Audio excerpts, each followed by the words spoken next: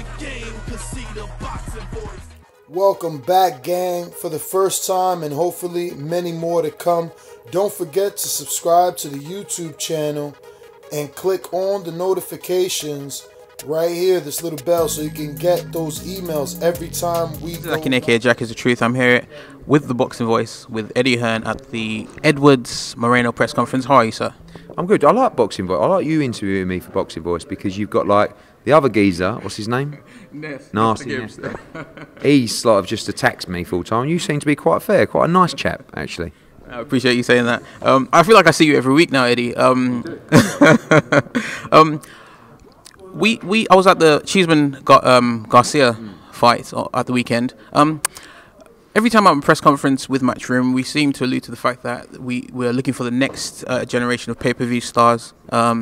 How much pressure do you feel like the fighters are under, considering what we're seeing with Ritson and now Cheeseman, when they step up under the bright lights and they have to deliver? Do you feel that added pressure of knowing that we're looking for the next pay-per-view star dawns on them? I think they feel the pressure, but this is a sport that is just drilled with pressure. So I think that the great thing is they're going to get the opportunities. Some will be good enough, some won't be good enough. You know, Charlie Edwards was good enough in December.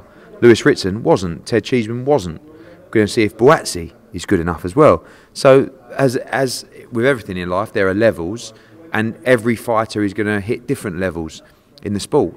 But we do need to find those new stars because you have the older guard sliding away from the sport now, and we want to see it. And with Ted Cheeseman losing, no disgrace. You weren't good enough to win a European title yet. You're British champion, you go away, you're 23 years of age, and you'll come again. And you'll improve. Because don't forget, Charlie Edwards got beat by Casemiro for the world title 2-3 years ago, and now he's come back, he's learnt from that defeat, and he's now a big star in the sport. Okay. Straight on to the pay-per-view stars. In this country, we have probably two genuine pay-per-view stars in Anthony Joshua and Dillian Whyte.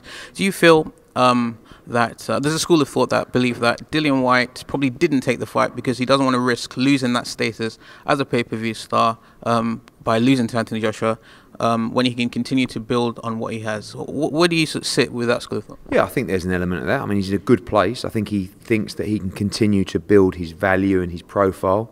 That is true, but it's also a risky game because when you get the shot and the opportunity to take the shot, if you believe you can win, don't get me wrong, the package has got to be right for what you believe, but it's tempting not to take it.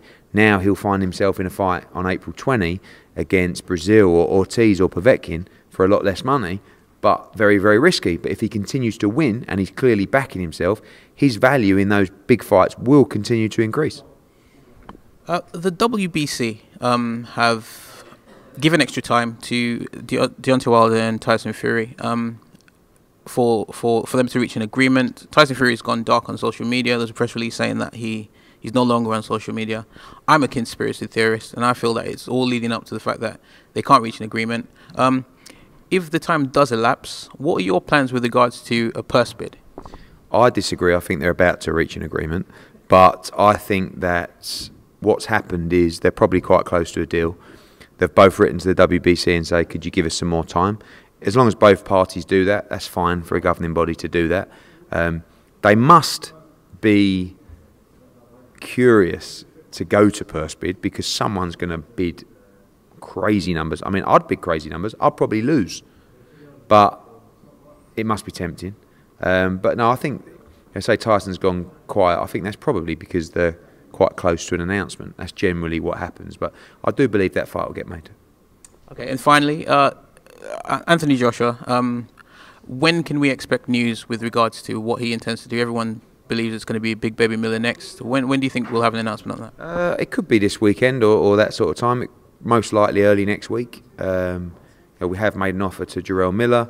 The deal is certainly not done yet. We're still talking on various bits and pieces, but right now Madison Square Garden in June with a British card that I'm already building in my head sounds very appealing. So we want to create an iconic weekend for British fight fans, and yeah, we're closing in on an announcement.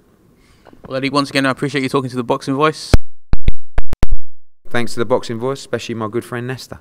Thank you very much. If you enjoyed the video, feel free to hit the like, subscribe, and share. as always, if you want to support us to the next level, head over to the patreon.com/theboxingvoice. We have tons of exclusive from Border Wars, Entitled, betting shows, the list goes on and on and on.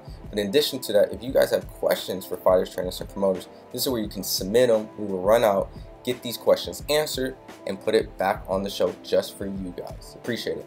Peace.